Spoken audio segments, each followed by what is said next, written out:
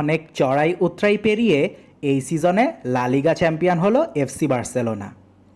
গতকাল নগর প্রতিদ্বন্দ্বী এসপানিওলের মাঠে ২-০ গোলের জয়ে নিশ্চিত হলো তাদের ২৮তম লা লিগা শিরোপা।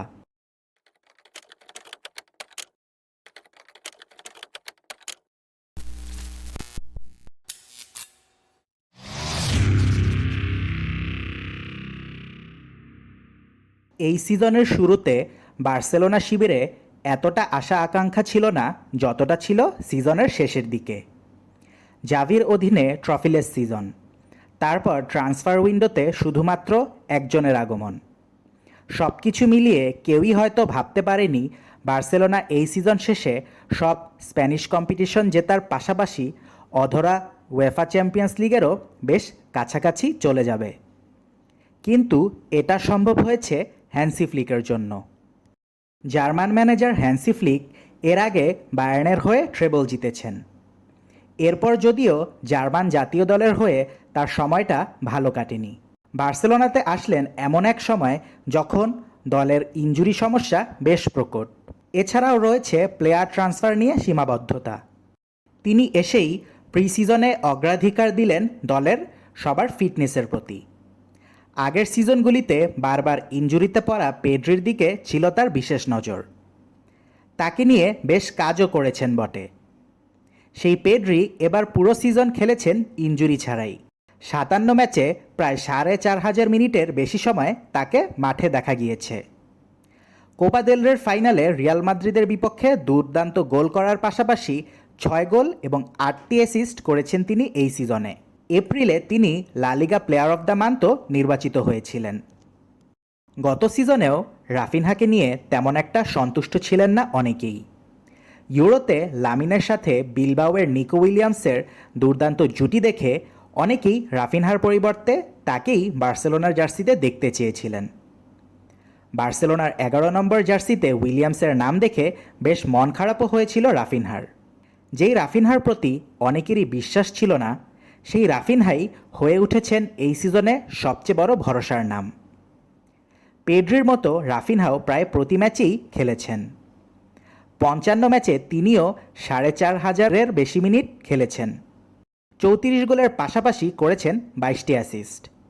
উয়েফা চ্যাম্পিয়ন্স লিগ জিতলে হয়তো নিঃসন্দেহে বলা যেত যে তিনি জিততে যাচ্ছেন এবারের ব্যালন ডিওর। রাফিনহা প্রায় প্রত্যেক বিগ ম্যাচেই পারফর্ম করেছেন। চ্যাম্পিয়ন্স লিগে বায়ার্নের বিপক্ষে হ্যাট্রিক, সুপার কাপ এবং লা লিগাতে এল ক্লাসিকোতে ব্রেস দিয়েছেন তিনি। এই সিজনের শুরুতেই অগাস্ট মাসে হয়েছিলেন লা লিগার প্লেয়ার অফ দ্য মান্থ। ১৭ বছরের কিশোর লামিন ইয়ামালও খেলেছেন ৫০টির বেশি ম্যাচ। ৪,০০০ মিনিটের বেশি সময় খেলে করেছেন ১৭ গোল এবং ২১ অ্যাসিস্ট। এত কম বয়সে এরকম চোখ ধাঁধানো পারফরম্যান্স সম্ভবত মেসিও দেখাতে পারেননি। সর্বকনিষ্ঠ ফুটবলার হিসেবে অনেক রেকর্ডই নিজের করে নিয়েছেন লামিন। সেপ্টেম্বর মাসে লা লিগার সেরা ফুটবলার নির্বাচিত হয়েছিলেন। লা লিগা, কোপা দেল রে এবং সুপার কাপে রিয়াল মাদ্রিদের বিপক্ষে দুর্দান্ত পারফরম্যান্স দেখিয়েছেন তিনি। গোল, অ্যাসিস্ট সবই করেছেন। ইন্টার মিলানের বিপক্ষে চ্যাম্পিয়ন্স লিগের সেমিফাইনালেও করেছিলেন দুর্দান্ত গোল। লামিন ইয়ামালের এই সিজনে এমন দুর্দান্ত পারফরম্যান্সের পেছনেও বিশেষ কৃতিত্ব দিতে হচ্ছে হ্যান্সি ফ্লিককেই। তরুণদের পাশাপাশি ক্যারিয়ারের ক্রান্তি লগ্নে এসে পড়া রবার্ট লেভানডস্কিও এই সিজনে ৫০ ম্যাচ খেলেছেন, করেছেন ৪০ গোল এবং ৩টি অ্যাসিস্ট। তবে শেষ মুহূর্তে এসে মনে হয়েছে বয়সটা বাধা হয়ে দাঁড়িয়েছে। তার ইনজুরিতে বার্সেলোনাকে খেলতে হয়েছে সিজনের ৪টি গুরুত্বপূর্ণ ম্যাচ, যার একটিতেও তিনি স্টার্ট করতে পারেননি।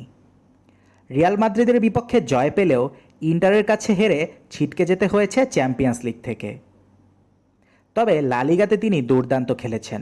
অক্টোবরে লা লিগাতে ৩ ম্যাচে ৭ গোল করে সেই মাসের সেরা খেলোয়াড় নির্বাচিত হয়েছিলেন তিনি, যেখানে আলাভেসের বিপক্ষে করেছিলেন হ্যাট্রিক। সেভিয়া এবং রিয়াল মাদ্রিদের বিপক্ষে ম্যাচগুলোতে ২টি করে গোল করেছিলেন। পিচিচি রেইসেও তিনি এখনও টিকে আছেন বলা যায়। সিজনের শেষের দিকে এসে কিছুটা ইনজুরির সমস্যা দেখা দিলেও আগের সিজনগুলোর চেয়ে এবারের বার্সেলোনার প্লেয়ারদের ফিটনেস অনেক ভালোই ছিল বলতে হবে। মিডফিল্ডার আর ফরওয়ার্ডদের দাপটের মাঝেও বার্সেলোনাকে ভুগতে হয়েছে ফুলব্যাক আর গোলকিপারদের ইনজুরিতে। ফুলব্যাক বালদে এবং কুন্ডে না থাকায় তাদের বেশ ভালোই সমস্যায় পড়তে হয়েছিল। মূল গোলকিপার টার স্টেগান ছিলেন অফ ফর্মে। তারপর তার ইনজুরিতে কপাল খুলে যায় ইনাকি পেনার। বায়ার্ন আর রিয়াল মাদ্রিদের বিপক্ষে দুর্দান্ত খেললেও পরে অফ ফর্মে পড়েন তিনি। জানুয়ারি থেকে খেলা শুরু করেন অবসর থেকে ফেরা শেজনি। তিনি ফেব্রুয়ারি এবং মার্চে দুর্দান্ত খেলেন।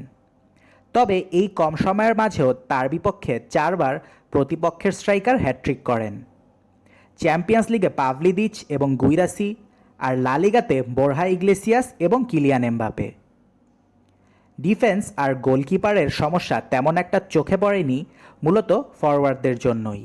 বার্সেলোনা এই সিজনে এখন পর্যন্ত 58 ম্যাচে 169টি গোল করেছে।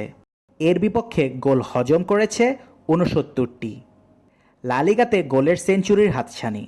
36 ম্যাচে করেছে 97 গোল এবং হজম করেছে 36টি। তবে ফ্লিকের হাইলাইন আর অফসাইড ট্র্যাপ ট্যাকটিক্সের জন্যই হয়তো বার্সেলোনা কিছু ম্যাচে বেশি গোল হজম করেছে।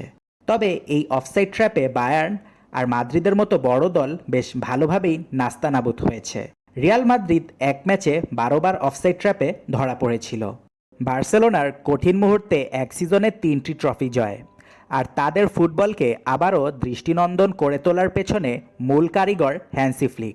এই স্কোয়াডে অনেকের উপরেই আগে আস্থা না করা গেলেও ফ্লিক তাদের কাছ থেকে পারফরম্যান্স বের করে এনেছেন। এরিক গার্সিয়া আর ফেরান টরেস তাদের মধ্যে উল্লেখযোগ্য। ফ্র্যাঙ্কি ডিয়ংও যেন নিজেকে নতুন করে খুঁজে পেয়েছেন ফ্লিকের অধীনে। এত ভালো খেলেও চ্যাম্পিয়ন্স লিগ না জেতার আক্ষেপ হয়তো বার্সেলোনার সমর্থকদের থাকবে।